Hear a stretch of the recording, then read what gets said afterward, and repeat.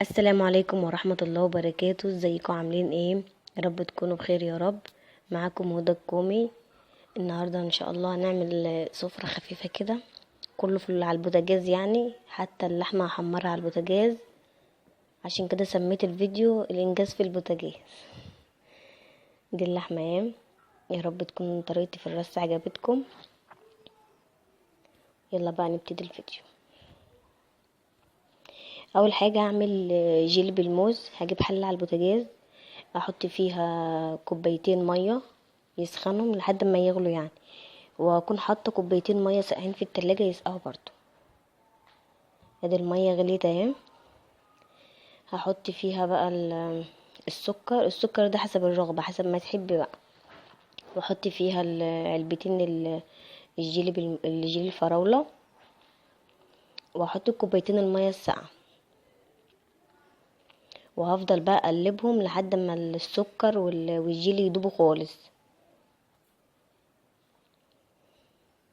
طبعا اول ما الميه غليت انا قمت جايه طافيه البوتاجاز على طول. انا بقلب كده على الباقي، يعني ايه، الميه البوتاجاز طفيته يعني.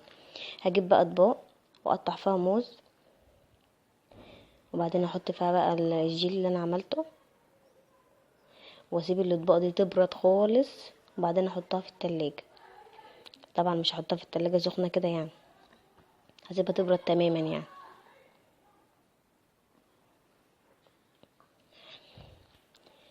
هبدأ بقى اجيب حلة على البوتاجاز، احط فيها معلقتين زيت، 3 معالق سمنة، وبصلتين مخرطاهم مكعبات، واجيب حلة برضو على البوتاجاز واحط فيها مية بتغلي عشان اسلق الكرنب، الاتنين جنب بعض كده.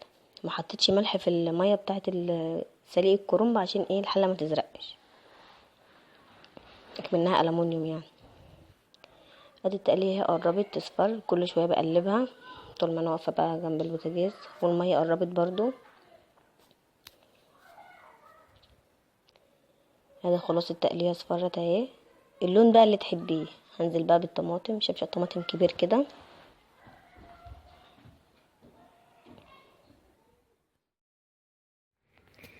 هغطي بقى التقليه واسيبها ايه تتسبك براحتها، مش هحط فيها توابل خالص.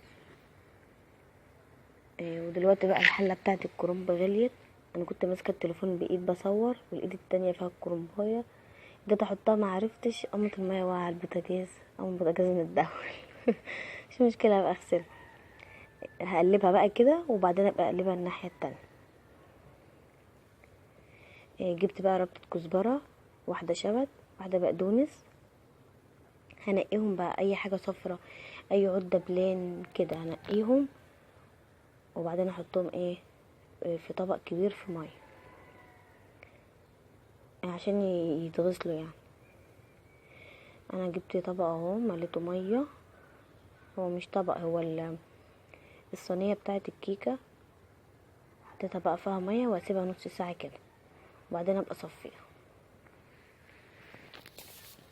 كل شويه تبقى واقفه في المطبخ بقى عماله اقلب ايه التسبيكه، اشوفها اتسبكت ولا لسه، عشان ايه ما تلزقش مني في الحل. وانا كنت عامله كرنبيتين، دي واحده اهي ودي التانية اهي. هسلق بقى اللحمه، انا مش هشوحها. جبت عود خضره وجزره وبصله وطماطمايه و3 فصوص توم. هجيب بقى حله فيها ميه واحط فيها الخضار ده، واحط بقى التوابل دي بقى حسب اللي عندك.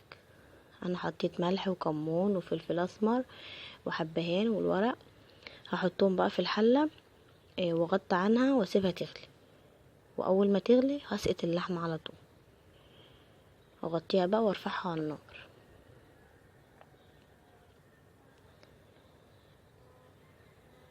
خدت الخضره بقى حطيتها عشان تتصفى في مصفى، وبطمن برضو على التقليه بتاعه المحشي، تسبيكه الصلصه بتاعه المحشي عادي، تقليه تسبيكه صلصه اي حاجه، المهم تعملي محشي. ودي الحله بتاعه اللحمه غليت اهي. هسقط فيها بقى اللحمه. لو انت جايبه لحمه يعني كبيره يعني، ممكن تحط لها معلقه ملح تستوي بسرعه، بس اللحمه دي صغيره، انا مش هحط معلقه سكر، اسفه، معلقه سكر عشان تغلي بسرعه، يعني تستوي معاكي بسرعه. لكن هي اللحمه دي صغيره فانا مش هحط لها حاجه. طبعا هحط التوابل، لو عايزه تدوقي تاني من ملح براحتك. دي بقى جبت حله تانية وحطيت فيها بصله خرطها مكعبات وزيت، واللحمه كان جاي معاها دهن، حته دهنه كبيره كده، خدت منها حته قطعتها على البصل ده عشان هعمل بسله بجزر عشان تديها طعم اللحمه يعني. شايفين بقى؟ عشان كده سميت الفيديو الانجاز في البوتاجاز، مشغله التلات عيون مع بعض.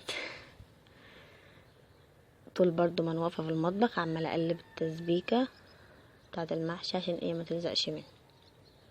انا عايزاه ما فيهاش ميه خالص، صلصه يعني.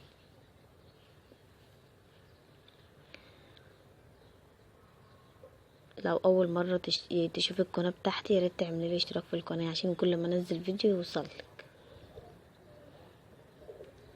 هغطيها بقى واسيبها بقى تتسبك براحتها. ودي البصله اهي داخله على انها تصفر يعني. شوفوا بقى اللحمه هي خدت لها غلوتين كده، فانا ههد عليها بقى. شايفين؟ ما فيهاش ريم ولا اي حاجه، الخضار ده ما خلاش تعمل ريم. اغطي عليها بقى واسيبها كده. خلاص البصل قربت تصفر اهي. انا جبت نص شفشق طماطم كده صفيته،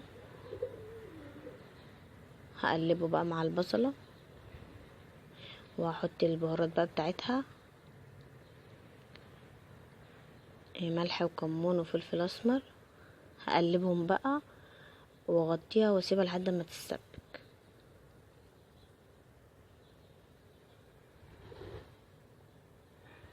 هغطيها بقى كده واسيبها تتسبك براحتها.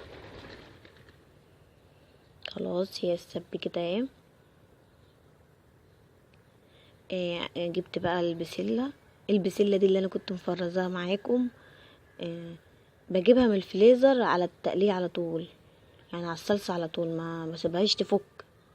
اي حاجه انت مخزناها خضار تجيبيها على طول تحطها في الصلصه على طول. هقلبها بقى واسيبها 10 دقايق كده بس في التقليه، وبعدين هزود ميه. اهي كده بقى. لا شايفين البوتاجاز عمل ازاي؟ باظ خالص. هقلبها بقى. حطيت الميه اهي، جبت ميه من الكاتل بتغلي يعني، وهدوق حدقها لو مظبوط. خلاص هو حدقها طلع مظبوط. هقلبها بقى واغطي عليها واسيبها تستوي براحتها. بس كده. معرفش الكاميرا قعدت تتهزز مني في الحته دي، بس مش مشكله يعني، بوريكم الحله وحلاوتها.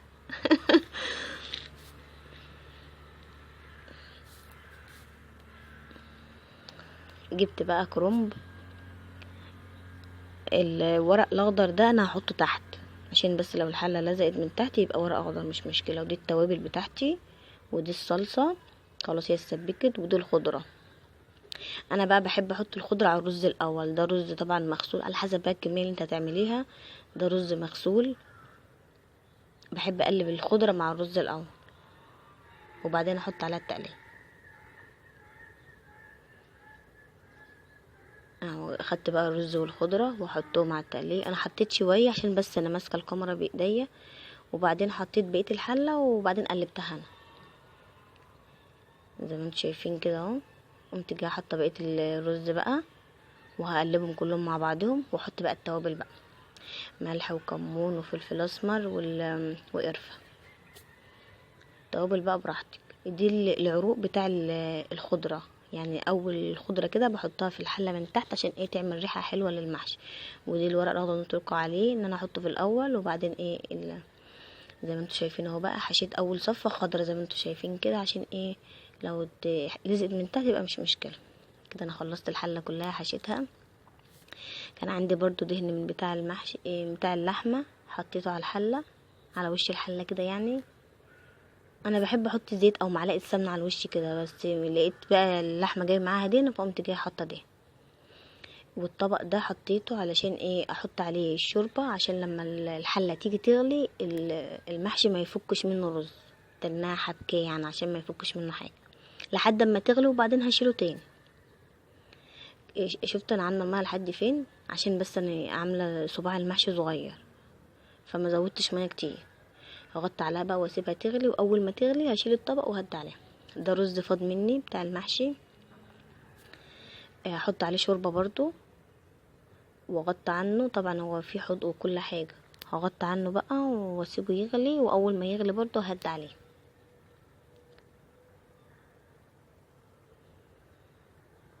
انا زودت بقى الشوربه اهي، هغطي عنه واسيبه يغلي، واول ما يغلي هدي عليه.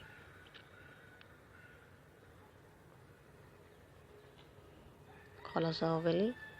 هو لسه فيه ميه بس يعني ايه، حاجه بسيطه بقى، دقيقه كده واقوم جايه مهديه عليه عشان ما يلزقش من تحت بقى.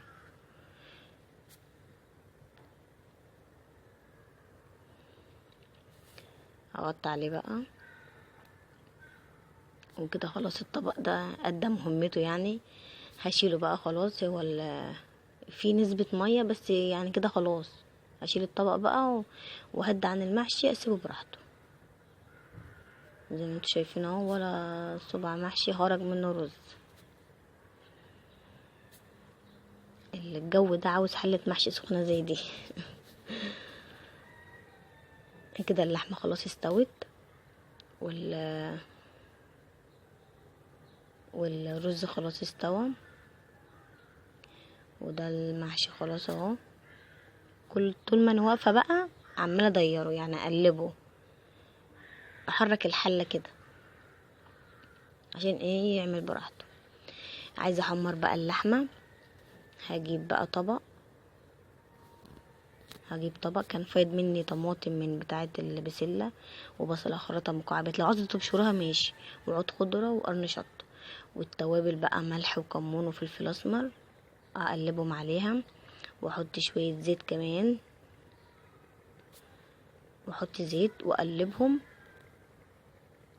عايزه تبشريهم تمام، هيبقى احسن من ان انت تخرطوهم كده، بس انا عايزاها بس تاخد النفس. ولو فصين توم هيبقى تمام برضو، احلى واحلى. انا عايزاها بس تاخد النفس بتاع يعني تدي للحمه نفس بس. هجيب بقى صينيه الكيكه دي، هحط ادهنها زيت، واحط معلقتين من الخليط اللي انا عملته ده، احطهم في الصينيه كلها يعني. وبعدين هرص اللحمه حته جنب حته، يعني ايه، قطعه جنب قطعه، ما تبقاش جنب بعضها عشان ايه، انا مش عايزاها تلزق في بعضها. يعني انا عايزه كل حته إيه اكمل اعملها على البوتاجاز إيه تحمر لوحدها، اكني بقليها في الزيت كده. حطيت بقى فاض معلقتين، حطيتهم على الوش بقى واحطهم على ايه، على البوتاجاز. الانجاز في البوتاجاز. لسه اولع بقى الفرن، وعلى ما يسخن بسرعه بسرعه كده على البوتاجاز وهو سخن.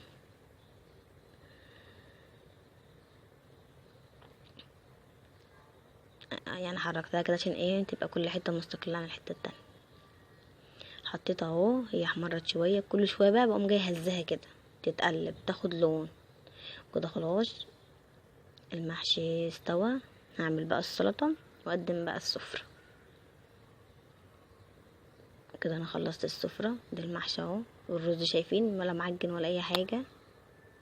ما بحبش انا اعين رز في الفريزر يعني لما جحشي تاني. وده البسله وده اللحمه اهي، مش طعمها كان حاجه فظيعه كده. يا رب تكون رسيت عجبتكم. لو عايزه كل ما انزل فيديو